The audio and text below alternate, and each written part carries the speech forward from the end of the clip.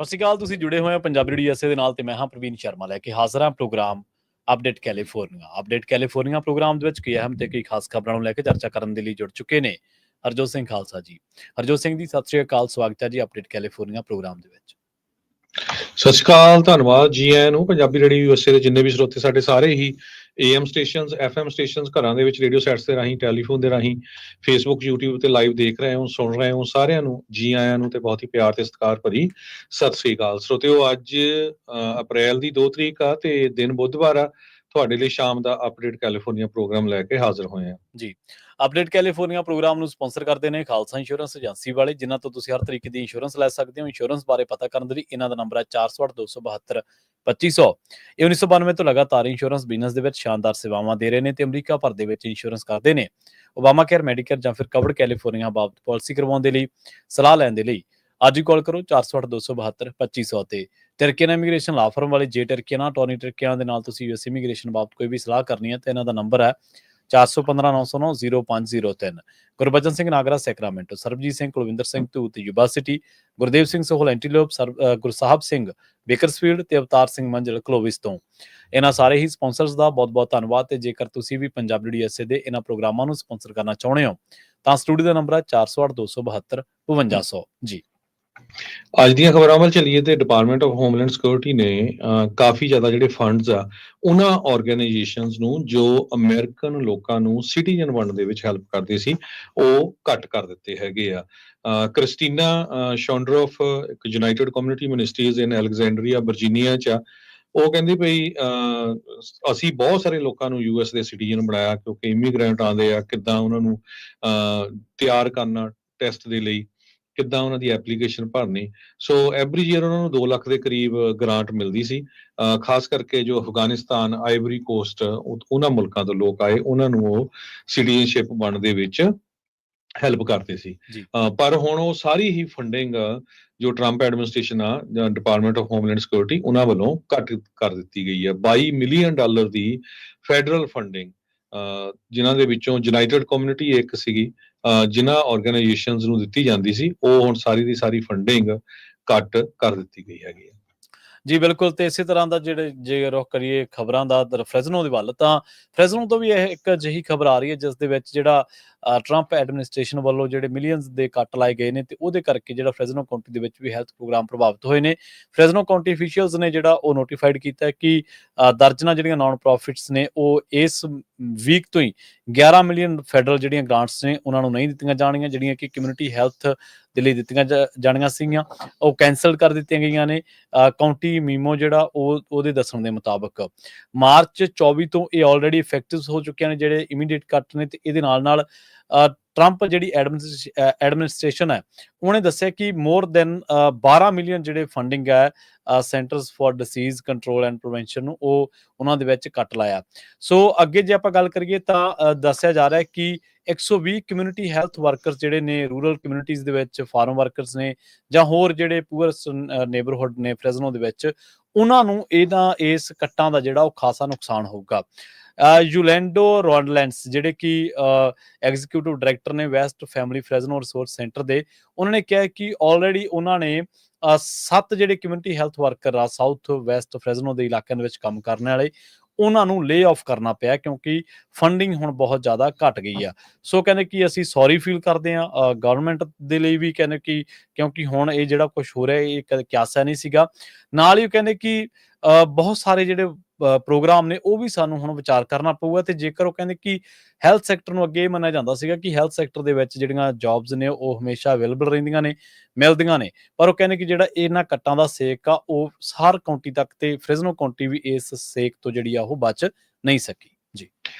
ਅਗਲੀ ਖਬਰ ਵੱਲ ਚੱਲੀਏ। ਇੱਕ ਹੋਰ ਪ੍ਰੋਮੀਨੈਂਟ ਡੈਮੋਕ੍ਰੇਟ ਜ਼ਾਵੀਅਰ ਬਸੇਰਾ, ਜੋ ਸਾਬਕਾ ਹੈਲਥ ਤੇ ਹਿਊਮਨ ਸਰਵਿਸਿਜ਼ ਦੇ ਸੈਕਟਰੀ ਰਹੇ ਹੈਗੇ ਆ, ਉਹਨਾਂ ਨੇ ਅੱਜ ਆਪਣੀ as a California governor the race ਜੋ 2026 ਚ ਹੋਣੀ ਆ ਉਹਦੀ ਕੈਂਡੀਡੇਸੀ ਡਿਕਲੇਅਰ ਕਰ ਦਿੱਤੀ ਹੈਗੀ ਆ। ਹਾਊਸਿੰਗ ਤੋਂ ਲੈ ਕੇ ਹੈਲਥ ਕੇਅਰ, ਚਾਈਲਡ ਕੇਅਰ ਤੋਂ ਲੈ ਕੇ ਕਾਲਜ, ਕਹਿੰਦੇ ਵੀ ਵਰਕਿੰਗ ਫੈਮਿਲੀ ਜੋ ਹੈਗੀਆਂ ਉਹ ਇੱਕ ਬਹੁਤ ਵੱਡਾ ਅਫੋਰਡੇਬਿਲਿਟੀ ਕ੍ਰਾਈਸਿਸ ਫੇਸ ਕਰ ਰਹੀਆਂ ਹੈਗੀਆਂ। ਕੈਲੀਫੋਰਨੀਆ ਡ੍ਰੀਮ ਕਹਿੰਦੇ ਆਲਰੇਡੀ ਸਲਿਪ ਹੋ ਰਿਹਾ ਹੈਗਾ। 67 ਸਾਲਾਂ ਦੇ ਜ਼ਾਵੀਅਰ ਬਸੇਰਾ ਸੈਕਰਾਮੈਂਟੋ ਦੇ ਰਹਿਣ ਵਾਲੇ ਆ ਇਸ ਤੋਂ ਪਹਿਲਾਂ ਉਹਨਾਂ ਨੇ ਕੈਲੀਫੋਰਨੀਆ ਦੇ ਅਟਾਰਨੀ ਜਨਰਲ ਵੀ ਸਰਵ ਕੀਤਾ ਹੈਗਾ, ਤੇ ਉਸ ਤੋਂ ਬਾਅਦ ਬਾਈਡਨ ਐਡਮਿਨਿਸਟ੍ਰੇਸ਼ਨ ਦੇ ਦੌਰਾਨ ਨੇਸ਼ਨ ਦਾ ਜੋ ਟੌਪ ਦਾ ਹੈਲਥ ਆਫੀਸ਼ੀਅਲ ਆ ਉਹ ਰਹੇ ਹੈਗੇ ਆ। ਦਰਜਨ ਦੇ ਕਰੀਬ ਇਸ ਟਾਈਮ ਕੈਲੀਫੋਰਨੀਆ ਦੇ ਵਿੱਚ ਕੈਂਡੀਡੇਟਸ ਹੋ ਚੁੱਕੇ ਆ ਜੋ 2026 ਦੇ ਵਿੱਚ ਜੋ ਗਵਰਨਰ ਬਣਨ ਦੇ ਲਈ ਕਾਲੇ ਹੈਗੇ ਆ। Toni Atkins, current lieutenant governor Eleni, ਇਸ ਤੋਂ ਬਿਨਾਂ ਹਾਊਸ ਰਿਪਰੈਜ਼ੈਂਟੇਟਿਵ ਕੇਟੀ ਪੋਰਟਰ ਤੇ ਸੁਪਰਡੈਂਟ ਟੋਨੀ ਥਰਮੋਂਡ, ਸਾਬਕਾ mayor Antonio Villaraigosa, California Democratic Party ਦੇ ਵਾਈਸ ਚੇਅਰ ਬੈਟੀ ਜੀ, ਤੇ ਜਿਹੜੇ ਰਿਪਬਲਿਕਨਸ ਆ ਇੱਕ ਰਿਵਰਸਾਈਡ ਕਾਉਂਟੀ ਦੇ ਸ਼ੈਰਿਫ ਸ਼ਾਰਡ ਬਿਆੰਕੋ, ਤੇ ਹਜੇ ਜੋ ਸਾਬਕਾ ਵਾਈਸ ਪ੍ਰੈਜ਼ੀਡੈਂਟ ਆ ਜੋ 2024 ਦੇ ਵਿੱਚ ਡੈਮੋਕ੍ਰੈਟਿਕ ਨੋਮੀਨੀ ਵੀ ਸੀ as a president Kamala Harris, ਉਹਨਾਂ ਦੀ ਹਜੇ ਉਹਨਾਂ ਵੱਲੋਂ ਹਾਂ ਨਹੀਂ ਆਈ ਵੀ ਬਹੁਤ ਸਾਰੇ ਲੋਕ ਪਰ ਉਹਨਾਂ ਨੂੰ ਵੀ ਚਾਹੁੰਦੇ ਆ ਵੀ ਉਹ ਕੈਲੀਫੋਰਨੀਆ ਦੇ ਗਵਰਨਰ ਬਣ ਜਾਣ। ਜ਼ਾਵੀਅਰ ਬਿਸੈਰਾ ਸਟੈਨਫੋਰਡ ਤੋਂ ਲਾਅ ਸਕੂਲ ਦੇ ਅਲਮਨਾਈ ਆ, ਸਟੇਟ ਅਸੈਂਬਲੀ ਤੋਂ ਬਾਅਦ ਯੂਐਸ ਹਾਊਸ ਦੇ ਰਿਪਰੈਜ਼ੈਂਟੇਟਿਵ, ਉਸ ਤੋਂ ਬਾਅਦ ਚੇਅਰਮੈਨ ਹਾਊਸ ਡੈਮੋਕ੍ਰੈਟਿਕ ਕਾਕਸ ਦੇ, ਤੇ ਹੈਲਥ ਐਂਡ ਹਿਊਮਨ ਸਰਵਿਸਿਜ਼ ਦੇ ਹੈੱਡ ਰਹਿ ਚੁੱਕੇ ਹੈਗੇ। ਜੀ, ਅਗਲੀ ਜਿਹੜੀ ਖਬਰ ਆ ਉਹਦੇ ਵੱਲ ਚੱਲ ਗਏ ਆਪਾਂ। ਹਮੇਸ਼ਾ ਇਹ ਪ੍ਰਚਾਰਿਆ ਜਾਂਦਾ ਹੈ ਕੈਲੀਫੋਰਨੀਆ ਦੇ ਬਾਰੇ, ਕੈਲੀਫੋਰਨੀਆ ਦੀ ਇਕੋਨਮੀ ਬਾਰੇ, ਕਿ ਇਹ ਜਿਹੜੀ ਇਕੋਨਮੀ ਆ ਉਹ ਇੰਜਨ ਆ ਯੂਐਸ ਇਕੋਨਮੀ ਦਾ। ਪਰ ਉਹ ਕਹਿੰਦੇ ਕਿ ਇੱਕ ਬਹੁਤ ਜਿਹੜਾ ਭਿਆਨਕ ਸੱਚ ਆ, ਇਹ ਜਿਹੜਾ ਡੈਮੋਕ੍ਰੇਟ ਦੱਸ ਰਹੇ ਨੇ, ਲੋਕਾਂ ਨੂੰ ਗੁੰਮਰਾਹ ਕਰ ਰਹੇ ਨੇ ਉਸ ਦੇ ਬਾਰੇ, ਕਿ ਕੈਲੀਫੋਰਨੀਆ ਹੁਣ ਇੰਜਨ ਨਹੀਂ ਰਿਹਾ। ਅਸਲ ਦੇ ਵਿੱਚ ਸਿਲੀਕੌਨ ਜਿਹੜੀ ਵੈਲੀ ਆ ਇਨਵੈਸਟਮੈਂਟ ਤੇ ਇਹਦੇ ਨਾਲ ਇੰਡਸਟਰੀਅਲ ਬੂਮ ਆ ਜਿਹੜਾ, ਉਹ ਇਸ ਟਾਈਮ ਉਹਦੇ ਵਿੱਚ ਉਹ ਜਲੌ ਨਹੀਂ ਹੈਗਾ ਜਿਹੜਾ ਪਹਿਲਾਂ ਮੰਨਿਆ ਜਾਂਦਾ ਸੀਗਾ। ਕੈਲੀਫੋਰਨੀਆ ਦੇ ਵਿੱਚ ਆਪਾਂ ਦੇਖਿਆ ਕਿ ਗਵਰਨਰ ਜਿਹੜੇ ਗੈਵਿਨ ਨਿਊਸਮ ਨੇ, ਉਹਨਾਂ ਦੀ ਹਮੇਸ਼ਾ ਆਲੋਚਨਾ ਹੁੰਦੀ ਹੈ ਮਹਿੰਗਾਈ ਨੂੰ ਲੈ ਕੇ ਤੇ ਕੈਲੀਫੋਰਨੀਆ ਦੇ ਹੁਣ ਦੇ ਹਾਲਾਤਾਂ ਨੂੰ ਲੈ ਕੇ, ਜਿਨ੍ਹਾਂ ਦੇ ਵਿੱਚ ਆਪਾਂ ਲਾਅ ਐਂਡ ਆਰਡਰ ਨੂੰ ਵੀ ਗਿਣ ਸਕਦੇ ਹਾਂ। ਉਹ ਕਹਿੰਦੇ ਕਿ ਬੇਸ਼ੱਕ ਕੈਲੀਫੋਰਨੀਆ ਦੇ ਵਿੱਚ ਡੈਮੋਕ੍ਰੇਟ ਕਲੇਮ ਕਰਦੇ ਨੇ ਕਿ ਇੱਥੋਂ ਦੀ ਇਕੋਨਮੀ ਦੇ ਵਿੱਚ ਜਾਂ ਨੌਕਰੀਆਂ ਲਗਾਤਾਰ ਪੈਦਾ ਹੋ ਰਹੀਆਂ ਨੇ। ਜਨਵਰੀ 2023 ਤੋਂ ਜਨਵਰੀ 2025 ਤੱਕ ਕੈਲੀਫੋਰਨੀਆ ਦੇ ਵਿੱਚ ਕਹਿੰਦੇ 1,80,000 ਜੌਬਸ ਜਿਹੜੀਆਂ ਨੇ ਉਹ ਡਾਇਰੈਕਟਲੀ ਤੇ ਇਨਡਾਇਰੈਕਟਲੀ ਆਈਆਂ ਗਵਰਨਮੈਂਟ ਸੈਕਟਰ ਦੇ ਵਿੱਚੋਂ। ਪਰ ਇਹਦੇ ਨਾਲ ਕਹਿੰਦੇ ਕਿ ਜੇਕਰ ਦੇਖਿਆ ਜਾਵੇ ਤਾਂ ਇਸੇ ਸਮੇਂ ਦੇ ਦਰਮਿਆਨ ਸਟੇਟ ਦੇ ਵਿੱਚੋਂ 1,73,000 ਜਿਹੜੀਆਂ ਜੌਬਸ ਨੇ ਉਹ ਪ੍ਰਾਈਵੇਟ ਸੈਕਟਰ ਦੇ ਵਿੱਚੋਂ ਉੱਡ ਗਈਆਂ। ਡਾਟਾ ਜਦੋਂ ਖੰਗਾਲਦੇ ਆ ਉਹਦੇ ਵਿੱਚੋਂ ਇਹ ਗੱਲ ਜਿਹੜੀ ਆ ਉਹ ਨਜ਼ਰ ਆਉਂਦੀ ਆ। ਨਾਲ ਹੀ ਉਹ ਕਹਿੰਦੇ ਕਿ ਜਿਹੜੀਆਂ 10 ਮੈਟਰੋ ਨੇ ਪਾਪੂਲੇਸ਼ਨ ਡਿਕਲਾਈਨ ਅਮਰੀਕਾ ਦੇ ਵਿੱਚ 2024 ਦੇ ਵਿੱਚ ਦੇਖਿਆ, ਉਹਦੇ ਵਿੱਚ ਇਹ ਦੇਖੀ ਗਈ ਹੈ ਕਿ ਕੈਲੀਫੋਰਨੀਆ, ਲਾਸ ਐਂਜਲਸ ਦੇ ਵਿੱਚ ਜਿੱਥੇ ਤਕਰੀਬਨ 13,900 ਜੌਬਸ ਜਿਹੜੀਆਂ ਚਲੀਆਂ ਗਈਆਂ ਨੇ, ਸੈਨ ਫਰਾਂਸਿਸਕੋ ਦੇ ਵਿੱਚ 10,500 ਤੇ ਐਨਾਹਾਈਮ ਦੇ ਵਿੱਚ ਤਕਰੀਬਨ 10,500 ਤੋਂ ਉੱਪਰ। ਤਾਂ ਉਹ ਕਹਿੰਦੇ ਕਿ ਜਿਹੜੀਆਂ ਇਹ ਲਗਾਤਾਰ ਇਹਨਾਂ ਸ਼ਹਿਰਾਂ ਦੇ ਵਿੱਚੋਂ ਜਿਹੜੀਆਂ ਜੌਬਸ ਜਾ ਰਹੀਆਂ ਨੇ, ਲੋਕ ਇੱਥੋਂ ਜਾ ਚੁੱਕੇ ਨੇ, ਲੋਕ ਇੱਥੋਂ ਮੂਵ ਹੋ ਚੁੱਕੇ ਨੇ। ਇਹ ਰੀਸੈਂਟ ਈਅਰਸ ਦੇ ਵਿੱਚ ਇਹ ਗੱਲ ਦੇਖੀ ਗਈ ਹੈ ਕਿ ਇਹਨਾਂ ਚੀਜ਼ਾਂ ਨੇ ਫਾਇਦਾ ਕੀਤਾ ਫਲੋਰੀਡਾ ਤੇ ਟੈਕਸਸ ਨੂੰ। ਉੱਥੇ ਲੋਕ ਕੈਲੀਫੋਰਨੀਆ ਦੇ ਵਿੱਚੋਂ ਬਹੁਤ ਵੱਡੀ ਗਿਣਤੀ ਦੇ ਵਿੱਚ ਮੂਵ ਹੋਏ ਨੇ। ਲੋਕਾਂ ਨੂੰ ਲੱਗਿਆ ਕਿ ਸ਼ਾਇਦ ਉੱਥੇ ਜਿਹੜੀ ਕਾਸਟ ਆਫ ਲਿਵਿੰਗ ਹੈ ਜਾਂ ਡਿਕਲਾਈਨਿੰਗ ਜਿਹੜੀ ਕੁਆਲਿਟੀ ਆਫ ਲਾਈਫ ਹੈ, ਤੇ ਇਹਦੇ ਨਾਲ ਹੋਰ ਜਿਹੜੀਆਂ ਚੀਜ਼ਾਂ ਨੇ ਉਹ ਕੈਲੀਫੋਰਨੀਆ ਦੇ ਨਾਲੋਂ ਕਿਤੇ ਜ਼ਿਆਦਾ ਬਿਹਤਰ ਨੇ। ਸੋ ਉਹਨਾਂ ਨੇ ਇਹ ਵੀ ਕਲੇਮ ਕੀਤਾ ਕਿ ਤਕਰੀਬਨ ਕੈਲੀਫੋਰਨੀਆ ਸਟਿਲ ਜਿਹੜਾ ਸਟੈਂਡ ਕਰਦਾ ਕਿ ਇੱਥੇ 39.5 ਮਿਲੀਅਨ ਲੋਕ ਨੇ। ਪਰ ਐਕਸਪਰਟ ਇਹ ਗੱਲ ਕਹਿੰਦੇ ਨੇ ਕਿ ਟੈਕਸਸ ਜਿਹੜਾ ਉਹ ਓਵਰਟੇਕ ਕਰ ਜੂਗਾ ਇਸ ਨੰਬਰ ਨੂੰ 2045 ਤੱਕ, ਜੇਕਰ ਕੈਲੀਫੋਰਨੀਆ ਦੇ ਇਹੀ ਹਾਲਾਤ ਰਹਿੰਦੇ ਨੇ। ਸੋ ਆਉਣ ਵਾਲੇ ਟਾਈਮ ਦੇ ਵਿੱਚ ਉਹ ਕਹਿੰਦੇ ਕਿ ਜੇਕਰ ਰੀਸੈਂਟ ਜਿਹੜੀਆਂ ਜੌਬਸ ਗਈਆਂ ਨੇ ਤਕਰੀਬਨ, ਜਿਹਨਾਂ ਨੂੰ ਆਪਾਂ 1,80,000 ਪ੍ਰਾਈਵੇਟ ਸੈਕਟਰ ਦੇ ਨੇੜੇ ਤੇੜੇ ਗਿਣ ਸਕਦੇ ਹਾਂ, ਪਰ ਉਹ ਕਹਿੰਦੇ ਕਿ ਜੇਕਰ ਇਹੀ ਸਿਲਸਿਲਾ ਜਾਰੀ ਰਿਹਾ ਕੈਲੀਫੋਰਨੀਆ ਦਾ ਕ੍ਰਾਈਮ ਦਾ ਜਾਂ ਇਕੋਨਮੀ ਦਾ, ਤਾਂ ਆਉਣ ਵਾਲੇ ਟਾਈਮ ਦੇ ਵਿੱਚ ਕੈਲੀਫੋਰਨੀਆ ਕੋਲੇ ਜਿਹੜਾ ਯੂਐਸ ਇਕੋਨਮੀ ਦੇ ਇੰਜਨ ਵਾਲਾ ਜਿਹੜਾ ਤਾਜ ਆ, ਜਾਂ ਉਹ ਕਹ ਲਈਏ ਕਿ ਇੱਕ ਉਹਨਾਂ ਕੋਲੇ ਮੈਡਲ ਹੈ, ਉਹ ਖੁੱਸ ਜਾਣਾ। ਪਰ ਉਹ ਕਹਿੰਦੇ ਕਿ ਡੈਮੋਕ੍ਰੇਟ ਲੋਕਾਂ ਨੂੰ ਲਗਾਤਾਰ ਗੁੰਮਰਾਹ ਕਰ ਰਹੇ ਆ। ਇਹਦੇ ਜਿਹੜੇ ਵੱਡੇ ਸ਼ਹਿਰ ਨੇ ਉਹਨਾਂ ਦੇ ਕਹਿੰਦੇ ਅੰਦਰੂਨੀ ਹਾਲਾਤ ਤਾਂ ਕਿਤੇ ਜ਼ਿਆਦਾ ਮਾੜੇ ਹੋ ਚੁੱਕੇ ਨੇ। ਅਗਲੀ ਖਬਰ ਵੱਲ ਚੱਲੀਏ ਤੇ ਉਹ ਵੀ ਕੈਲੀਫੋਰਨੀਆ ਦਾ ਰਿਲੇਟਡ ਹੈ। ਕੈਲੀਫੋਰਨੀਆ ਦੇ ਵਿੱਚ ਸਨੋ ਪੈਕ, ਯਾਨੀ ਕਿ ਸਨੋ ਕੈਲੀਫੋਰਨੀਆ ਦੀ ਸਿਆਰਾ ਨਵਾਡਾ ਦੇ ਵਿੱਚ 96% ਔਨ ਐਵਰੇਜ ਪੈ ਗਈ ਹੈਗੀ ਆ ਅਪ੍ਰੈਲ 1 ਤਾਈਂ। ਇਹ ਤੀਜਾ ਸਟੇਟ ਈਅਰ ਹੈਗਾ ਜਿੱਥੇ ਸਟੇਟ ਦੇ ਨੀਅਰ ਐਵਰੇਜ ਜਾਂ above average amount of snow ਪਿਆ ਹੈਗਾ। ਇਸ ਵਾਰੀ ਬਹੁਤ ਸਾਰੇ ਜੋ ਸਾਇੰਟਿਸਟ ਆ ਉਹ ਸੋਚ ਰਹੇ ਸੀ ਵੀ ਸ਼ਾਇਦ ਸਨੋ ਘੱਟ ਪਵੇ, ਪਰ ਹੁਣ ਤੱਕ ਜੋ ਰਿਜ਼ਲਟ ਆਏ ਆ ਉਹ ਉਸ ਦੇ ਹਿਸਾਬ ਦੇ ਨਾਲ ਲਗਭਗ 96% ਸਨੋ ਪੈ ਚੁੱਕੀ ਹੈਗੀ ਆ ਅਪ੍ਰੈਲ 1 ਤਾਈਂ। ਇਸੇ ਤਰ੍ਹਾਂ ਕੈਲੀਫੋਰਨੀਆ ਨਾਲ ਰਿਲੇਟਡ ਇੱਕ ਹੋਰ ਖਬਰ ਹੈਗੀ ਆ। ਪਹਿਲੀ ਵਾਰੀ ਕਹਿੰਦੇ ਵੀ ਹੁਣ ਇਹ ਹੋਇਆ ਵੀ ਕੈਲੀਫੋਰਨੀਆ ਦੇ ਵਿੱਚ ਜਿਹੜੇ ਫਾਸਟ ਫੂਡ ਮਿਨੀਮਮ ਵੇਜ ਵਧਾਏ ਗਏ ਸੀ। ਆਪਾਂ ਸਾਰਿਆਂ ਨੂੰ ਪਤਾ ਆ ਕਈ ਜਗ੍ਹਾ ਦੇ ਉੱਤੇ ਤਾਂ ਕੈਲੀਫੋਰਨੀਆ ਦਾ ਜੋ ਸੈਨ ਫਰਾਂਸਿਸਕੋ ਵਾਲਾ ਏਰੀਆ ਉੱਥੇ ਤਾਂ $20-22 ਤੱਕ ਵੀ ਜਿਹੜੇ ਮਿਨੀਮਮ ਵੇਜ ਪਹੁੰਚ ਚੁੱਕੇ ਹੈਗੇ ਆ। ਪਰ ਹੁਣ ਸਟੱਡੀ ਇਹ ਇੰਡੀਕੇਟ ਹੋਈ ਆ ਕਿ ਈਵਨ ਦੋ Pepperdine University School of Public Policy ਤੇ ਬੈਕਨ ਇਕਨੋਮਿਕਸ ਉਹਨਾਂ ਨੇ ਸਟੱਡੀ ਕੀਤੀ ਆ ਵੀ ਈਵਨ ਦੋ ਤੁਸੀਂ ਮਿਨੀਮਮ ਵੇਜ ਕਾਫੀ ਵਧਾ ਦਿੱਤੇ ਹੈਗੇ ਆ, ਜੀ ਜੀ ਪਰ ਉਹਦੇ ਨਾਲ ਲੋਕਾਂ ਦੀਆਂ ਜੌਬਸ ਚਲੇ ਗਈਆਂ 23,100 ਦੇ ਕਰੀਬ, ਜਾਣੀ ਕਿ 3.2% ਜੋ ਰੈਸਟੋਰੈਂਟ ਸੈਕਟਰ ਆ ਉਹਦੇ ਵਿੱਚ ਲੋਕ ਆਪਣੀ ਜੌਬ ਲੂਜ਼ ਕਰ ਗਏ ਹੈਗੇ। ਜੀ ਜੀ ਜੀ ਬਿਲਕੁਲ ਜੀ। ਇਸੇ ਤਰ੍ਹਾਂ ਜਿਹੜੀ ਕੈਲੀਫੋਰਨੀਆ ਦੇ ਬੇ ਏਰੀਆ ਬਾਰੇ ਵੀ ਆ ਰਹੀ ਹੈ ਖਬਰ, siliconvalley.com ਦੇ ਉੱਤੇ ਖਬਰ ਦੇਖੀ ਜਾ ਸਕਦੀ ਹੈ ਕਿ ਕੈਲੀਫੋਰਨੀਆ ਦੇ ਵਿੱਚ ਜਿਹੜੀ 1000 ਆਫ ਜੌਬਸ ਆ ਉਹ ਜਾ ਚੁੱਕੀਆਂ ਨੇ। ਤੇ ਇਸੇ ਨਾਲ ਹੁਣ ਇੱਕ ਖਬਰ ਇਹ ਵੀ ਆ ਰਹੀ ਸੀਗੀ ਕਿ ਜਿਹੜਾ ਟਰੰਪ ਨੇ ਟੈਰਿਫ ਲਾਏ ਨੇ ਉਹਨਾਂ ਦਾ ਹੁਣ ਐਫ ਦੀ ਜਿਹੜੀ ਇਕਨੋਮੀ ਆ ਉਹਦੇ ਤੇ ਵੀ ਅਸਰ ਦੇਖਣ ਨੂੰ ਮਿਲੂਗਾ। ਆਪਾਂ ਅਗਲੀ ਖਬਰ ਦੇ ਵੱਲ ਵਧਦੇ ਹਾਂ। ਅਗਲੀ ਖਬਰ ਆ ਰਹੀ ਹੈ ਕੰਪਟਨ ਤੋਂ, ਜਿੱਥੇ ਇੱਕ ਸਕੂਲ ਦੇ ਨੇੜੇ ਵਾਪਰੀ ਇੱਕ ਗੋਲੀਬਾਰੀ ਦੀ ਘਟਨਾ ਦੇ ਵਿੱਚ ਇੱਕ ਮਾਂ ਤੇ ਇੱਕ ਧੀ ਦੀ ਮੌਤ ਹੋ ਚੁੱਕੀ ਆ। ਇਹ ਘਟਨਾ ਵਾਪਰੀ ਹੈ ਐਲੀਮੈਂਟਰੀ ਸਕੂਲ ਦੇ ਨੇੜੇ ਕੰਪਟਨ ਦੇ ਵਿੱਚ। ਦੱਸਿਆ ਜਾ ਰਿਹਾ ਕਿ ਵੈਸਟ ਕਾਲਡਵੈਲ ਸਟਰੀਟ ਤੇ ਸਾਊਥ ਸੈਂਟਰਲ ਐਵੀਨਿਊ ਦੇ ਲਾਗੇ ਇਹ ਜਿਹੜੀ ਕਾਲਡਵੈਲ ਸਟਰੀਟ ਦੇ ਲਾਗੇ ਇੱਕ ਘਟਨਾ ਵਾਪਰੀ ਹੈ ਐਲੀਮੈਂਟਰੀ ਸਕੂਲ ਜਿੱਥੇ ਪੈਂਦਾ, ਤੇ 7:15 ਦੇ ਉੱਤੇ ਦੱਸਿਆ ਜਾ ਰਿਹਾ ਕਿ ਇੱਕ ਜਿਹੜੀ ਟੋਇਟਾ ਸਡਾਨ ਆ ਉਹ ਸਟਾਪ ਹੁੰਦੀ ਹੈ ਤੇ ਉਸ ਤੋਂ ਬਾਅਦ ਉਹ ਦੋ ਜਿਹੜੇ ਵਿਕਟਮ ਨੇ ਇਸ ਮਾਮਲੇ ਦੇ ਵਿੱਚ ਜਿਨ੍ਹਾਂ ਦੀ ਆਇਡੈਂਟੀਫਿਕੇਸ਼ਨ ਕੀਤੀ ਗਈ ਹੈ, ਇੱਕ 45 ਸਾਲਾ ਔਰਤ ਆ ਤੇ ਇੱਕ ਉਹਦੇ ਨਾਲ 22 ਸਾਲਾ ਉਹਦੀ ਜਿਹੜੀ ਧੀ ਆ। ਉਹ ਦੱਸਿਆ ਜਾ ਰਿਹਾ ਕਿ ਉਹਨਾਂ ਨੂੰ ਇਹ ਜਿਹੜੀ ਗੱਡੀ ਰੁਕਦੀ ਹੈ ਤੇ ਉਸ ਤੋਂ ਬਾਅਦ ਗੋਲੀਆਂ ਚੱਲਣ ਦੀ ਆਵਾਜ਼ ਲੋਕ ਸੁਣਦੇ ਨੇ ਤੇ ਉਸ ਤੋਂ ਬਾਅਦ ਇਹ ਦੋ ਜਾਣੇ ਉੱਥੇ ਮਲਟੀਪਲ ਜਿਹੜੇ ਗਨ ਸ਼ਾਟ ਉਹਨਾਂ ਦੇ ਜ਼ਖਮਾਂ ਦੇ ਨਾਲ ਮਿਲਦੇ ਨੇ ਤੇ ਥਾਂ ਜਿਹੜੇ ਮ੍ਰਿਤਕ ਉਹ ਐਲਾਨ ਦਿੱਤੇ ਜਾਂਦੇ ਨੇ। ਲਾਸ ਐਂਜਲਸ ਕਾਉਂਟੀ ਸ਼ੈਰਿਫ ਦੇ ਡਿਪਾਰਟਮੈਂਟ ਜਿਹੜੇ ਲੈਫਟੀਨੈਂਟ ਡੀ ਜੌਂਗ ਨੇ ਉਹਨਾਂ ਨੇ ਇਸ ਗੱਲ ਦੀ ਜਿਹੜੀ ਜਾਣਕਾਰੀ ਦਿੱਤੀ ਆ। ਉਹ ਕਹਿੰਦੇ ਕਿ ਹੁਣ ਉਸ ਕਾਰ ਦੀ ਭਾਲ ਕੀਤੀ ਜਾ ਰਹੀ ਹੈ ਜਿਹੜੀ ਇੱਥੇ ਇੱਕਦਮ ਆ ਕੇ ਰੁਕਦੀ ਹੈ ਤੇ ਉਸ ਤੋਂ ਬਾਅਦ ਗੋਲੀਆਂ ਚੱਲਣ ਦੀ ਆਵਾਜ਼ ਜਿਹੜੇ ਲੋਕ ਉਹ ਸੁਣਦੇ ਨੇ। ਸਸਪੈਕਟ ਜਿਹੜਾ ਉਹਦੀ ਭਾਲ ਕੀਤੀ ਜਾ ਰਹੀ ਹੈ। ਦੱਸਿਆ ਜਾ ਰਿਹਾ ਕਿ ਉਹਨੂੰ ਉਸ ਤੋਂ ਬਾਅਦ ਉਹਨੇ ਇੱਕ ਦੋ ਹੋਰ ਵਾਰਦਾਤਾਂ ਨੂੰ ਵੀ ਜਿਹੜਾ ਅੰਜਾਮ ਦਿੱਤਾ। ਸ਼ੈਰਿਫ ਡਿਪਾਰਟਮੈਂਟ ਦੇ ਆਫਿਸ ਦੇ ਵਿੱਚੋਂ ਜਿਹੜਾ ਨਵਾਂ ਪ੍ਰੈਸ ਰਿਲੀਜ਼ ਆ ਉਹਦੇ ਦੱਸਣ ਦੇ ਮੁਤਾਬਕ ਵਿਕਟਮ ਜਿਹੜੇ ਨੇ ਉਹ ਸਟਰੀਟ ਦੇ ਲਾਗੇ ਨੇੜੇ ਜਿਹੜੇ ਥਾਂ ਮ੍ਰਿਤਕ ਪਾਏ ਗਏ ਸੀਗੇ ਤੇ ਉਹਨਾਂ ਦੇ ਜਿਹੜੇ ਪਰਿਵਾਰ ਨੇ ਉਹਨਾਂ ਨੂੰ ਵੀ ਜਿਹੜਾ ਸੂਚਿਤ ਉਹ ਕਰ ਦਿੱਤਾ ਗਿਆ। ਉਹ ਕਹਿੰਦੇ ਕਿ ਜੇਕਰ ਕਿਸੇ ਨੂੰ ਇਸ ਹੋਮਿਸਾਈਡ ਬਾਰੇ ਹੋਰ ਕੋਈ ਜਾਣਕਾਰੀ ਹੈ ਤਾਂ ਉਹਨਾਂ ਨੇ ਇੱਕ ਹੈਲਪਲਾਈਨ ਨੰਬਰ ਆ ਉਹ ਵੀ ਇਸ ਮਾਮਲੇ ਦੇ ਵਿੱਚ ਜਾਰੀ ਕੀਤੀ ਹੈ। ਅੱਜ ਪ੍ਰੈਜ਼ੀਡੈਂਟ ਟਰੰਪ ਉਹਨਾਂ ਨੇ ਆਪਣੇ ਹੀ ਕਈ ਦੋਸਤ ਜਿਹੜੇ ਮੁਲਕ ਹੈਗੇ ਆ ਉਹਨਾਂ ਨੂੰ ਚੰਗਾ ਟੈਰਿਫ ਲਾ ਕੇ ਇੱਕ ਤਰ੍ਹਾਂ ਦੇ ਨਾਲ ਠੋਕ ਦਿੱਤਾ ਹੈਗਾ। ਯੂਐਸ ਨੇ 49% ਟੈਰਿਫ ਵੀਅਤਨਾਮ ਦੇ ਉੱਤੇ ਲਾਏ ਹੈਗੇ ਆ, 46% ਵੀਅਤਨਾਮ ਦੇ ਉੱਤੇ 49% ਕੰਬੋਡੀਆ ਦੇ ਉੱਤੇ। ਬੇਸਲਾਈਨ 10% ਟੈਰਿਫ ਬਹੁਤ ਸਾਰੇ ਮੁਲਕਾਂ ਤੇ ਆ ਜੋ ਕਿ 5 ਅਪ੍ਰੈਲ ਨੂੰ ਇਫੈਕਟਿਵ ਹੋ ਜਾਊਗੇ। ਮੋਸਟਲੀ ਇਹ ਰੈਸੀਪ੍ਰੋਕਲ ਟੈਕਸ ਲਾਏ ਆ, ਜਿਹਦਾ ਮਤਲਬ ਇਹ ਆ ਵੀ ਜਿੰਨੇ ਮੁਲਕ ਦੂਜੇ ਜਿਹੜੇ ਕੰਟਰੀ ਹੈਗੇ ਆ ਉਹ ਟੈਰਿਫ ਲਾਉਂਦੇ ਸੀ ਅਮਰੀਕਾ ਦੀਆਂ ਚੀਜ਼ਾਂ ਤੇ ਉਹਦੇ ਮੁਕਾਬਲੇ ਤੇ ਲਾਏ ਆ, ਹਾਲਾਂਕਿ 50% ਲੈਸ ਲਾਏ ਆ। ਇੰਡੀਆ ਦੇ ਉੱਤੇ ਵੀ ਜੋ ਟੈਰਿਫਸ ਆ ਉਹ ਕਾਫੀ ਜ਼ਿਆਦਾ ਲਾਏ ਆ। ਇੱਕ ਤਰ੍ਹਾਂ ਦੇ ਨਾਲ ਅੱਜ ਦਾ ਦਿਨ ਪ੍ਰੈਜ਼ੀਡੈਂਟ ਟਰੰਪ ਉਹਨਾਂ ਨੇ ਲਿਬਰੇਸ਼ਨ ਡੇ ਕਰਕੇ ਜਿਹੜਾ ਮਨਾਇਆ ਆ, ਵੀ ਇਹਦੇ ਵਿੱਚ ਅਸੀਂ ਬਹੁਤ ਵੱਡੇ ਅਮਾਉਂਟ ਦੇ ਵਿੱਚ ਜਿਹੜੇ ਟੈਰਿਫ ਆ ਉਹ ਟੈਕਸ ਕਰਕੇ ਉਹ ਕੱਟਾਂਗੇ। ਪਰ ਆਉਣ ਵਾਲੇ ਦਿਨਾਂ 'ਚ ਕੀ ਪਤਾ ਲੱਗਦਾ ਆ। ਚਾਈਨਾ, ਜਾਪਾਨ, ਯੂਰਪ ਜੋ ਆਪਣੇ ਟ੍ਰੇਡਿੰਗ ਪਾਰਟਨਰ ਆ ਉਹਨਾਂ ਦੇ ਉੱਤੇ 10% ਟੈਰਿਫ ਲਾਏ ਆ ਤੇ ਕਹਿੰਦੇ ਵੀ 2 to 3 ਟਾਈਮਸ ਹਾਈ ਇਹਨਾਂ ਦੇ ਵਿੱਚ ਯੂਰਪ ਵਾਲੇ ਮੁਲਕਾਂ ਦੇ ਵਿੱਚ ਵੀ ਆ। ਸੋ ਫਾਰ ਅੱਜ ਦੀ ਡੇਟ ਤਾਈਂ ਸਭ ਤੋਂ ਜ਼ਿਆਦਾ ਜੋ ਦੇਖਿਆ ਜਾਵੇ ਅਮਰੀਕਾ ਵੱਲੋਂ ਇਹ ਟੈਰਿਫ ਲਾਏ ਆ।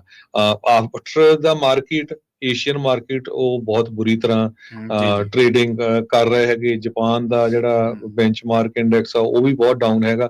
ਅਮਰੀਕਾ ਦੇ ਵਿੱਚ ਉਸ ਵੇਲੇ ਜਿਹੜੀ ਸਟਾਕ ਮਾਰਕੀਟ ਕਲੋਜ਼ ਹੋ ਚੁੱਕੀ ਸੀਗੀ। ਮੈਕਸੀਕੋ ਦੇ ਉੱਤੇ, ਕੈਨੇਡਾ ਦੇ ਉੱਤੇ ਹਜੇ ਤੱਕ ਜਾਂ ਪਨਾਮਾ ਦੇ ਉੱਤੇ ਜਿਹੜੇ ਟੈਰਿਫ ਆ ਨਹੀਂ ਅਨਾਉਂਸ ਕੀਤੇ। ਜੇ ਕੰਟਰੀ ਵਾਈਜ਼ ਮੈਂ ਤੁਹਾਨੂੰ ਦੱਸਦਾ ਜਾਵਾਂ, ਚਾਈਨਾ ਦੇ ਉੱਤੇ 34% ਨਵੇਂ ਟੈਰਿਫ ਲਾਏ ਆ, ਯੂਰਪੀਅਨ ਯੂਨੀਅਨ 20%, ਵੀਅਤਨਾਮ ਤੇ 46%, ਤਾਈਵਾਨ 32%, ਜਾਪਾਨ ਤੇ 24%, ਇੰਡੀਆ ਦੇ ਉੱਤੇ 26% ਟੈਰਿਫ ਲਾਏ ਹੈਗੇ, ਸਾਊਥ ਕੋਰੀਆ ਤੇ 25%, ਥਾਈਲੈਂਡ ਤੇ 36%, ਸਵਿਟਜ਼ਰਲੈਂਡ ਤੇ 31% ਤੇ ਇੰਡੋਨੇਸ਼ੀਆ ਦੇ ਉੱਤੇ 32% ਦੇ ਕਰੀਬ ਜਿਹੜਾ ਆ ਟੈਰਿਫਸ ਅੱਜ ਪ੍ਰੈਜ਼ੀਡੈਂਟ ਟਰੰਪ ਉਹਨਾਂ ਨੇ ਅਨਾਉਂਸ ਕਰ ਦਿੱਤੇ ਹੈਗੇ ਆ। ਵਾਈਟ ਹਾਊਸ ਦੇ ਲਾਨ ਦੇ ਵਿੱਚ ਇਹ ਬਹੁਤ ਵੱਡਾ ਪ੍ਰੋਗਰਾਮ ਕੀਤਾ ਗਿਆ ਸੀ ਜਿਹਦੇ ਵਿੱਚ ਉਹਨਾਂ ਨੇ ਕਿਹਾ ਵੀ ਅਮਰੀਕਾ ਦੇ ਇਤਿਹਾਸ ਦੇ ਵਿੱਚ ਇਹ ਇੱਕ ਬਹੁਤ ਵੱਡਾ ਦਿਨ ਹੈਗਾ ਆ ਤਾਂ ਕਿ ਜੋ ਸਾਡੇ ਈਵਨ ਦੋਸਤ ਮੁਲਕ ਵੀ ਸੀ ਉਹ ਸਾਡਾ ਫਾਇਦਾ ਚੱਕਦੇ ਸੀ, ਉਹ ਅਸੀਂ ਸਾਰਾ ਕੁਝ ਬੰਦ ਕਰਨ ਜਾ ਰਹੇ ਹਾਂ। ਉਹਨਾਂ ਦੇ ਅਗੇਂਸਟ ਅਸੀਂ ਜਿਹੜੇ ਟੈਰਿਫ ਲਾਏ ਆ, ਬਹੁਤ ਸਾਰੇ ਜਿਹੜੇ ਮੁਲਕ ਆ ਉਹ ਹੁਣ ਇਹ ਵੀ ਕਹਿ ਰਹੇ ਆ ਵੀ ਅਸੀਂ ਇਸ ਦਾ ਜਿਹੜਾ ਜਵਾਬ ਦੇਵਾਂਗੇ। ਪਰ ਕੈਨੇਡਾ ਵਾਲੇ ਥੋੜੇ ਖੁਸ਼ ਹੈਗੇ ਆ। ਇੱਧਰ ਸੈਨੇਟ ਦੇ ਵਿੱਚ ਵੀ ਵੋਟਿੰਗ ਹੋਈ ਹੈਗੀ ਆ। ਸੈਨੇਟ ਦੇ ਵਿੱਚ 51 ਜਿਹੜੇ ਸੈਨੇਟਰਸ ਆ ਉਹਨਾਂ ਨੇ ਕਿਹਾ ਵੀ ਕੈਨੇਡਾ ਦੇ ਉੱਤੇ ਟੈਰਿਫ ਨਹੀਂ ਲੱਗਣੇ ਚਾਹੀਦੇ।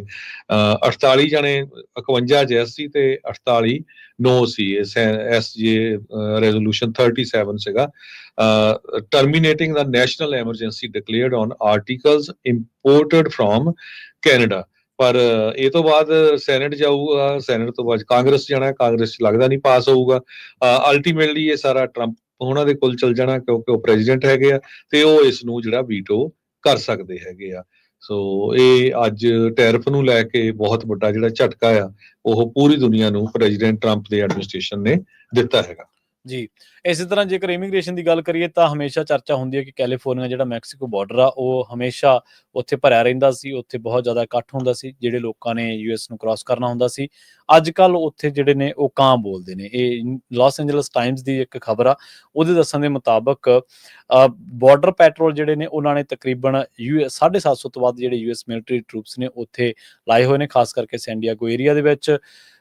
ਕੁਛ ਕੁ ਕਹਿੰਦੇ ਮਾਈਗ੍ਰੈਂਟਸ ਨੇ ਜਿਹੜੇ ਆ ਰਹੇ ਨੇ ਯੂਐਸ ਸ਼ੈਲਟਰ ਦੇ ਵਿੱਚ, ਨਹੀਂ ਤਾਂ ਉੱਥੇ ਜਿਹੜਾ ਉਹ ਹੁਣ ਭਾਂਪਾ ਕਰ ਲੱਗੀ ਆ। ਕੁਝ ਮਹੀਨਿਆਂ ਦੇ ਵਿੱਚ 6 ਮਾਈਲ ਜਿਹੜਾ ਬਾਰਡਰ ਆ ਉਹ ਤਕਰੀਬਨ ਹੁਣ ਜਿਹੜਾ ਕਿ ਪਹਿਲਾਂ ਘਿਰਿਆ ਰਹਿੰਦਾ ਸੀ ਲੋਕਾਂ ਦੇ ਨਾਲ, ਕ੍ਰਾਸ ਕਰਨ ਵਾਲਿਆਂ ਦੇ ਨਾਲ, ਹੁਣ ਉੱਥੇ ਕੋਈ ਵੀ ਬੰਦਾ ਜਿਹੜਾ ਉਹ ਨਹੀਂ ਦਿਖਦਾ। ਹਿਊਮਨਟੇਰੀਅਨ ਏਡ ਵਰਕਰ ਜਿਹੜੇ ਨੇ ਉਹਨਾਂ ਨੇ ਆਪਣੇ ਜਿਹੜੇ ਕੰਮਕਾਰ ਆ ਉੱਥੇ ਪ੍ਰੋਗਰਾਮ ਜਿਹੜੇ ਨੇ ਉਹ ਸਾਰੇ ਬੰਦ ਕਰ ਦਿੱਤੇ ਨੇ। ਜਿੰਨੇ ਵੀ ਉਹ ਟੈਂਟ ਲਾਏ ਸੀ ਸਾਰੇ ਟੈਂਟ ਸੈਟਅਪ ਪੱਟ ਰਹੇ ਨੇ। ਨਾਲ ਹੀ ਉਹਨਾਂ ਨੇ ਕਿਹਾ ਕਿ ਬਾਰਡਰ ਜਿਹੜੇ ਨੇੜੇ ਤੇੜੇ ਦੇ ਇਲਾਕਿਆਂ ਦੇ ਵਿੱਚ ਜਿਹੜੇ ਹੋਰ ਉੱਥੇ ਮਾਈਗ੍ਰੈਂਟਸ ਦਾ ਜਿਹੜਾ ਸਮਾਨ ਪਿਆ ਸੀ ਉਹ ਵੀ ਉੱਥੋਂ ਸਾਫ਼ ਕਰ ਦਿੱਤਾ ਗਿਆ। ਦੱਸਿਆ ਜਾ ਰਿਹਾ ਕਿ ਜਿਹੜੇ ਮਾਈਗ੍ਰੈਂਟਸ ਨੇ ਇੱਥੋਂ ਜਿਨ੍ਹਾਂ ਨੇ ਕ੍ਰਾਸ ਕਰਨੀ ਸੀਗੀ ਤਾਂ ਉੱਥੇ ਹੁਣ ਉਹ ਵਾਪਸ ਪਿੱਛੇ ਹੀ ਮੈਕਸੀਕੋ ਤੋਂ ਹੀ ਉਹਨਾਂ ਮੁਲਕਾਂ ਵੱਲ ਨੂੰ ਵਾਪਸੀ ਉਹਨਾਂ ਕਰ ਚੁੱਕੇ ਨੇ ਕਿ ਉਹਨਾਂ ਨੂੰ ਪਤਾ ਹੀ ਜੇਕਰ ਅਸੀਂ ਕ੍ਰਾਸ ਵੀ ਕਰ ਗਏ ਤਾਂ ਸਾਨੂੰ ਉੱਥੇ ਚੱਕ ਕੇ ਉਹਨਾਂ ਨੇ ਜਿਹੜਾ ਉਹ ਡਿਪੋਰਟ ਕਰ ਦੇਣਾ। ਆਪਾਂ ਇੱਕ ਖਬਰ ਵੀ ਸਾਂਝੀ ਕੀਤੀ ਸੀ ਜਿਹਦੇ ਵਿੱਚ ਆਪਾਂ ਤੁਹਾਨੂੰ ਦੱਸਿਆ ਸੀਗਾ, ਇੱਕ ਪੰਜਾਬੀ ਰੇਡੀਓ ਇਸੇ ਤੱਕ ਇੱਕ ਨੌਜਵਾਨ ਵੱਲੋਂ ਅਪਰੋਚ ਕੀਤੀ ਗਈ ਸੀਗੀ ਸੋਸ਼ਲ ਮੀਡੀਆ ਹੈਂਡਲ ਦੇ ਉੱਤੇ, ਤਾਂ ਉਹਦੀ ਆਪਾਂ ਆਇਡੈਂਟੀਟੀ ਨਹੀਂ ਦੱਸੀ, ਪਰ ਕਿਉਂਕਿ ਉਹ ਇਹਨਾਂ ਨੌਜਵਾਨਾਂ ਦੇ ਵਿੱਚ ਹੀ ਸੀਗਾ, ਉਹਨੇ ਦੱਸਿਆ ਸੀਗਾ ਕਿ ਜਨਵਰੀ ਦੇ ਅਖੀਰਲੇ ਦਿਨਾਂ ਦੇ ਵਿੱਚ ਉਹਨੇ ਜਿਹੜਾ ਉਹ ਕ੍ਰਾਸ ਕੀਤਾ ਸੀਗਾ ਤੇ ਫਰਵਰੀ ਚੜ੍ਹਦੇ ਹੀ ਉਹਨੂੰ ਨੌਜਵਾਨ ਨੂੰ ਦਬੋਚ ਲਿਆ ਗਿਆ ਤੇ ਉਹਨੂੰ ਦੱਸਿਆ ਗਿਆ ਕਿ ਹੁਣ ਤੈਨੂੰ ਰਿਪੋਰਟ ਜਿਹੜਾ ਉਹ ਕਰ ਲੈਣਾ। ਉਹਨੇ ਕਿਹਾ ਕਿ ਮੈਨੂੰ ਦੇਸ਼ ਦੇ ਵਿੱਚ ਖਤਰਾ, ਮੈਨੂੰ ਬਥੇਰਾ ਕੁਛ ਉਹਨੇ ਕਿਹਾ। ਉਹ ਕਹਿੰਦੇ ਕਿ ਨਹੀਂ, ਹੁਣ ਇੱਥੇ ਲਾਅ ਲਾਗੂ ਹੋ ਗਿਆ ਤੇ ਹੁਣ ਇਸ ਤਰ੍ਹਾਂ ਨਹੀਂ ਤੁਸੀਂ ਇਹ ਕਲੇਮ ਜਿਹੜਾ ਕਰ ਸਕਦੇ। ਦੱਸਿਆ ਜਾ ਰਿਹਾ ਕਿ ਹਰ ਰੋਜ਼ ਇਸ ਸੈਕਟਰ ਦੇ ਵਿੱਚੋਂ 30 ਤੋਂ 40 ਅਰੈਸਟ ਜਿਹੜੀਆਂ ਉਹ ਹੋ ਰਹੀਆਂ ਸੀਗੀਆਂ। ਤਕਰੀਬਨ ਜਿਹੜੀ ਕਿ ਗਿਣਤੀ ਹੁਣ 1200 ਤੋਂ ਉੱਪਰ ਤੱਕ ਪਹੁੰਚ ਗਈ ਸੀ ਜਿਹੜੇ ਕਿ ਇੱਥੇ ਲੋਕ ਹਰ ਰੋਜ਼ ਪਹੁੰਚਦੇ ਸੀਗੇ। ਪਰ ਹੁਣ ਕਹਿੰਦੇ ਕਿ ਉਹ ਜਿਹੜੀ ਗਿਣਤੀ ਹੈ ਲਗਾਤਾਰ ਅਪ੍ਰੈਲ ਦੇ ਪਹਿਲੇ ਦਿਨ ਕਾਫੀ ਉਹਦੇ ਵਿੱਚ ਕਮੀ ਜਿਹੜੀ ਆ ਉਹ ਦਰਜ ਕੀਤੀ ਗਈ ਹੈ। ਸੋ ਐਂਡਰੀਆਨਾ ਜੱਸੋ ਜਿਹੜੇ ਕਿ ਇਸ ਮਾਮਲੇ ਦੇ ਵਿੱਚ ਯੂਐਸ ਮੈਕਸੀਕੋ ਪ੍ਰੋਗਰਾਮ ਦੇ ਕੋਆਰਡੀਨੇਟਰ ਨੇ, ਉਹਨਾਂ ਨੇ ਕਿਹਾ ਕਿ ਉਹਨਾਂ ਦੀ ਜਿਹੜੀ ਸਰਵਿਸ ਕਮੇਟੀ ਆ ਉਹਨੇ ਸਾਰੇ ਜਿਹੜੇ ਐਡਵੈਂਚਰ ਕੀਤੇ ਜਾ ਰਹੇ ਸੀ ਜਾਂ ਐਫਰਟ ਕੀਤੇ ਜਾ ਰਹੇ ਸੀਗੇ ਇਹਨਾਂ ਪ੍ਰਵਾਸੀਆਂ ਦੇ ਲਈ, ਉਹਨਾਂ ਨੂੰ ਹੁਣ ਬੰਦ ਕਰ ਦਿੱਤਾ ਗਿਆ। ਤੇ ਨਾਲ ਹੀ ਉਹ ਕਹਿੰਦੇ ਕਿ ਹੁਣ ਕੁਛ ਵੀ ਨਾ ਕੋਈ ਇੱਥੇ ਕਿਸੇ ਨੂੰ ਕੱਪੜੇ ਦਿੱਤੇ ਜਾਂਦੇ ਆ, ਨਾ ਕੋਈ ਫੂਡ ਆ, ਨਾ ਕੋਈ ਵਾਟਰ ਆ, ਨਾ ਕੋਈ ਹੋਰ ਜਿਹੜੀਆਂ ਚੀਜ਼ਾਂ ਨੇ ਉਹ ਸਾਰਾ ਕੁਝ ਬੰਦ ਕਰ ਦਿੱਤਾ ਗਿਆ। ਸੋ ਇਹ ਜਿਹੜਾ ਹਮੇਸ਼ਾ ਕੱਚਾ ਗੱਚ ਭਰਿਆ ਰਹਿੰਦਾ ਬਾਰਡਰ ਸੀਗਾ ਜਾਂ ਥਾਂ ਸੀਗਾ, ਖਾਸ ਕਰਕੇ ਕੈਲੀਫੋਰਨੀਆ ਮੈਕਸੀਕੋ ਵਾਲਾ, ਹੁਣ ਉੱਥੇ ਤਕਰੀਬਨ ਜਿਹੜੀ ਆ ਉਹ ਸੁੰਨ ਪਸਰਨ ਦੇ ਬਰਾਬਰ ਹੋਈ ਪਈ ਹੈ। ਅੱਜ ਪ੍ਰੈਜ਼ੀਡੈਂਟ ਡੋਨਲਡ ਟਰੰਪ ਉਹਨਾਂ ਦੇ ਮਿੱਤਰ ਤੇ ਡੌਜ ਦੇ ਜਿਹੜੇ ਹੈੱਡ ਹੈਗੇ ਐਲੋਨ ਮਸਕ, ਉਹਨਾਂ ਨੂੰ ਕਾਫੀ ਝਟਕਾ ਲੱਗਾ ਹੈਗਾ। ਇੱਕ ਤਾਂ ਵਿਸਕੌਨਸਨ ਦੇ ਵਿੱਚ ਜਿਹੜਾ ਸੁਪਰੀਮ ਕੋਰਟ ਜਸਟਿਸ ਦੀ ਇਲੈਕਸ਼ਨ ਸੀ ਉਹਦੇ ਉੱਤੇ ਐਲੋਨ ਮਸਕ ਨੇ $20 ਮਿਲੀਅਨ ਸਪੈਂਡ ਕੀਤਾ ਸੀ ਵੀ ਉਹ ਜੋ ਰਾਈਟ ਲੀਨਿੰਗ ਜੱਜ ਹੈਗਾ ਆ, ਕੰਜ਼ਰਵੇਟਿਵ ਹੈਗਾ ਆ, ਉਸ ਨੂੰ ਜਿਤਾਇਆ ਜਾ ਸਕੇ। ਪਰ ਅਲਟੀਮੇਟਲੀ ਡੈਮੋਕ੍ਰੈਟਿਕ ਜੱਜ ਜਿੱਤ ਗਿਆ ਹੈਗਾ। ਤੇ ਦੂਸਰਾ ਜਿਹੜਾ ਝਟਕਾ ਉਹਨਾਂ ਨੂੰ ਇਹ ਲੱਗਾ ਵੀ ਟੈਸਲਾ ਨੇ ਰਿਪੋਰਟ ਕੀਤਾ, ਮੈਂ ਸਵੇਰੇ ਵੀ ਖਬਰ ਸਾਂਝੀ ਕੀਤੀ ਸੀ ਵੀ ਜੋ ਸੇਲ ਆ ਉਹਨਾਂ ਦੀ ਬਹੁਤ 30% ਦੇ ਕਰੀਬ ਡਾਊਨ ਹੋਈ ਹੈਗੀ ਆ ਪਿਛਲੇ ਸਾਲ ਨਾਲੋਂ ਓਵਰਆਲ ਪੂਰੇ ਦੁਨੀਆ ਦੇ ਵਿੱਚ। ਸੋ ਈਵਨ ਦੋ ਬਾਅਦ ਦੇ ਵਿੱਚ ਉਹਨਾਂ ਦਾ ਜਿਹੜਾ ਸਟਾਕ ਥੋੜਾ ਉੱਪਰ ਵੀ ਚਲ ਗਿਆ, ਪਰ ਓਵਰਆਲ ਇਹ ਝਟਕਾ ਲੱਗਾ। ਕਈ ਜਗ੍ਹਾ ਇਹ ਵੀ ਖਬਰਾਂ ਆ ਰਹੀਆਂ ਵੀ ਐਲੋਨ ਮਸਕ ਡੌਜ ਨੂੰ ਕੁਇਟ ਕਰ ਸਕਦੇ ਹੈਗੇ ਆ ਤੇ ਮੁੜ ਕੇ ਫਿਰ ਆਪਣਾ ਜਿਹੜਾ ਬਿਜ਼ਨਸ ਆ ਸੰਭਾਲ ਸਕਦੇ ਹੈਗੇ। ਜੀ, ਆਪਣਾ ਜਿਹੜਾ ਖਬਰਾਂ ਦਾ ਸਮਾਂ ਹਰਜੋਤ ਸਿੰਘ ਜੀ ਉਹ ਸਮਾਪਤੀ ਵਾਲਾ ਜਾਂਦੇ ਸਟਾਕ ਤੇ ਜਿਹੜੀ ਸ਼ੇਅਰ ਮਾਰਕੀਟ ਹੈ ਜਾਂ ਕਰੰਸੀ ਰੇਟ ਉਹਦੇ ਬਾਰੇ ਜਾਣਕਾਰੀ ਦਿੰਦੇ ਚੱਲੀਏ ਜੀ। ਜੀ, ਸਟਾਕ ਦਾ ਤਾਂ ਹੁਣ ਕੱਲ ਨੂੰ ਹੀ ਪਤਾ ਲੱਗੂਗਾ ਸਵੇਰੇ ਕਿੱਡਾ ਕੁ ਝਟਕਾ ਲੱਗਦਾ, ਕਿਉਂਕਿ ਜੀ, ਏਸ਼ੀਅਨ ਜੀ। ਮਾਰਕੀਟ ਤੇ ਬਹੁਤ ਝਟਕਾ ਲੱਗਾ ਹੈਗਾ। ਹੂੰ, ਪਰ ਅੱਜ ਅਮਰੀਕਾ ਦੇ ਵਿੱਚ, ਕਿਉਂਕਿ ਉਸ ਟਾਈਮ ਦੇ ਉੱਤੇ ਸਟਾਕ ਮਾਰਕੀਟ ਕਲੋਜ਼ ਹੋ ਗਈ ਸੀ, ਜੀ, ਜਿਸ ਟਾਈਮ ਦੇ ਉੱਤੇ ਪ੍ਰੈਜ਼ੀਡੈਂਟ ਡੋਨਲਡ ਟਰੰਪ ਹੋਣਾ ਨੇ ਟੈਰਿਫਸ ਅਨਾਉਂਸ ਕੀਤੇ ਆ। ਲਿਬਰੇਸ਼ਨ ਡੇ ਇੱਕ ਤਰ੍ਹਾਂ ਦੇ ਨਾਲ ਕਿਹਾ ਵੀ ਹਿਸਟੋਰਿਕ ਡੇ ਹੈਗਾ ਆ। ਸੋ ਅੱਜ ਡਾਓ ਜੋਨ ਇੰਡਸਟਰੀਅਲ ਅੱਪ ਗਿਆ 0.56%, ਕਲੋਜ਼ ਹੋਇਆ 42,225.32 ਦੇ ਉੱਤੇ। S&P ਇੰਡੈਕਸ ਅੱਪ ਗਿਆ 0.67% ਤੇ ਕਲੋਜ਼ ਹੋਇਆ 5670.97 ਦੇ ਉੱਤੇ। ਨੈਸਡੈਕ ਅੱਪ ਗਿਆ 0.87% ਤੇ ਕਲੋਜ਼ ਹੋਇਆ 17,601.05 ਤੇ। ਜੀ, ਇਸੇ ਤਰ੍ਹਾਂ ਜੇਕਰ ਕਰੰਸੀ ਦੀ ਗੱਲ ਕਰਦੇ ਚੱਲੀਏ ਤਾਂ ਅੱਜ ਇੱਕ ਯੂਐਸ ਡਾਲਰ ਦੀ ਕੀਮਤ ਜਿਹੜਾ ਕੈਨੇਡਾ ਦੇ $1 ਤੇ 43 ਸੈਂਟ ਦੇ ਬਰਾਬਰ, ਪਾਕਿਸਤਾਨ ਦੇ 277 ਰੁਪਏ ਤੇ 65 ਪੈਸਿਆਂ ਦੇ ਬਰਾਬਰ ਤੇ ਭਾਰਤ ਦੇ ਇੰਡੀਆ ਦੇ 86 ਰੁਪਏ ਤੇ 3 ਪੈਸਿਆਂ ਦੇ ਬਰਾਬਰ ਇੱਕ ਯੂਐਸ ਡਾਲਰ ਦੀ ਕੀਮਤ ਰਹੀ ਹੈ। ਸੋ ਇੱਥੇ ਹੀ ਸਰੋਤਿਆਂ ਤੋਂ ਇਜਾਜ਼ਤ ਲੈਂਦੇ ਹਾਂ। ਮੇਰੇ ਹਰਜੋਤ ਸਿੰਘ ਵੱਲੋਂ ਤੇ ਪ੍ਰਵੀਨ ਸ਼ਰਮਾ ਵੱਲੋਂ ਤੁਹਾਨੂੰ ਸਾਰਿਆਂ ਨੂੰ ਬਹੁਤ ਹੀ ਪਿਆਰ ਤੇ ਸਤਿਕਾਰ ਭਰੀ ਸਤਿ ਸਤਿ ਸ੍ਰੀ ਸ੍ਰੀ ਅਕਾਲ ਤੇ ਸੁਣਦੇ ਰਹੋ ਪੰਜਾਬੀ ਰੇਡੀਓ US